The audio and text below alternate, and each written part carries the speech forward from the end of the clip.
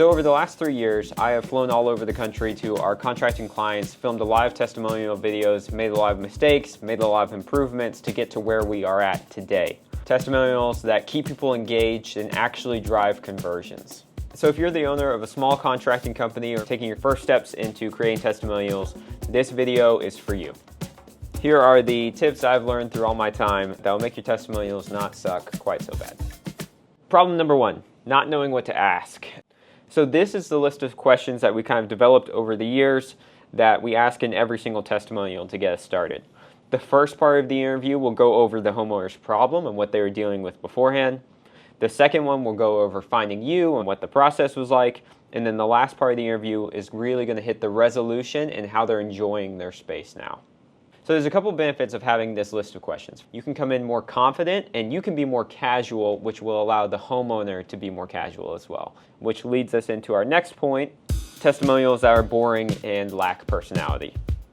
The thing you're trying to do with all testimonials is recreate the experience of having one of your friends recommend to you a contractor that they had a good experience with. So it should be casual, laid back, friendly, off the cuff, not scripted, anything like that. A good example of that is this testimonial we did for Integrity Home Pro, a kitchen remodeler in Maryland. That's how our adventure started. And he really said, what mama wants, mama gets. Yeah. That was it. That's what he said. That was my slogan. Fred and Beverly were great people in general, and they just have amazing personalities. But a lot of that was the work that we went in beforehand. I had a good relationship with them beforehand, and I was just going through and checking off my list one by one. So then my mind could be out of the details and making sure I was getting all this stuff, and really was allowed to be present with them in that moment. And then all throughout the interview, we were joking around, having a good time, and make it as relaxed as possible. That takes us into our third problem, low quality production. The only tool I would really recommend everybody buying is a mic. Your iPhone has great video already, but sometimes the audio can be hard, especially if you're in a noisy environment. So I would recommend purchasing a mic. Here's the ones that we use. You don't have to go all in on that, but I would recommend something like it to make sure that you have clear audio, because if people can't understand what your clients are saying, they're going to move on. Problem number 4, lacking visual content. A lot of times what you'll see is there will be a few shots of the kitchen or whatever it is playing throughout the video. Most of the video though is someone sitting in a chair and staring at you. So the fix to that is to grab a ton of visuals, and you might immediately have the problem of, well, I don't know what to shoot. Well, here's what our shot list looks like. And then again, I'll link a bunch of our testimonials so you can see different shots that we've gotten, and you can just copy those. You don't have to reinvent the wheel here. A lot of times what stops people is thinking of examples of those things. Just take what we've learned over the last 3 years, look at that shot list, and that'll take off a ton of the mental burden of what to shoot to fill up these videos. Number 5, not just lacking visuals, but having bad visuals goes along with that point. Again, I'm not talking about camera quality here. What I would say is always use the cinematic mode if you have that option on your phone. The cinematic mode will help a ton. So for that initial interview shot, here's kind of what I recommend. First off, it's easiest to have everybody sitting down. I'm always looking for stools and things like that. You don't want people reclined. You don't want them kind of like laid back. So what I would do is have them sit in a chair. You should be sitting in one slightly similar height so that you can just sit and you guys are having a casual conversation.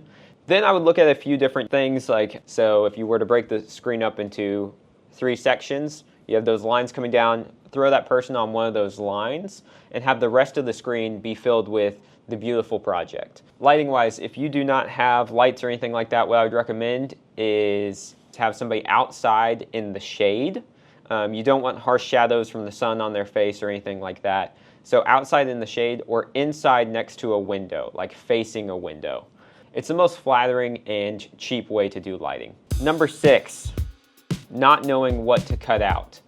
A lot of times people will make boring testimonials that are 6 minutes long. I would say even 5 minutes is long for a testimonial. You'll hear a lot of details, and the homeowners will talk about how great it was to work with this person, how great their quality of work was, and they'll just list detail after detail after detail of things, and they'll keep going on stuff. You really don't need as much as you think you do for a testimonial. In this Fred and Beverly video that I've been showing, here's the part where they talk about what was wrong with their home. We reached out to Integrity because I wanted to move. It was cramped. It was segmented, but I said to her, what can I do to keep you here? I had a list, non-negotiables. Originally, when I was doing this edit, I think that intro part was a minute long. And they talk about going and looking for houses and finding out it was too expensive. And he was kind of a numbers guy and wasn't as bought into it. And she really wanted a space that would be able to suit their whole family. But I found out that if I cut it all down, you didn't need all of those additional details. We'll see the rest of it in the end, but this gets the initial idea. You understand what their problem was. And then the homeowners themselves watching can fill in the rest with their personal details. Where are you putting the videos? A lot of times you'll see these where they die on somebody's YouTube channel or in a Google Drive or on some hard drive somewhere, or even they'll get posted to social media one time and then just get buried. If you're going to go through the effort of creating a testimonial video, you need to think about where it's going to go, how you're going to use it. So we always do two things. One, a featured project page on all of our contractors' website that is an extended version of the video. Now you have a great resource to send over to people on sales calls. If they're like, hey, you know what you're talking about sounds just like the kitchen remodel that we did for Fred and Beverly actually in your town. Let me send you that over and see if that sounds like what you're looking for. Then from there, they can go in, watch the video, see what it was like to be in the space, get the idea of how much the pricing was for it, the timeline, what the process looked like, and then tons of photos of the results of the project.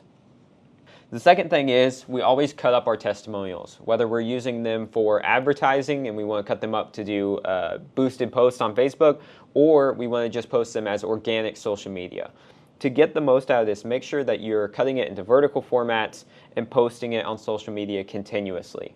The last thing we want is for you to put all this effort into creating a testimonial and then all of a sudden nobody ever sees it. It gets 40 views, which we have done before. And that's one of the lessons that we learned throughout our time is you can't just create the videos, you then have to do something with them, or otherwise you might as well have not made it at all.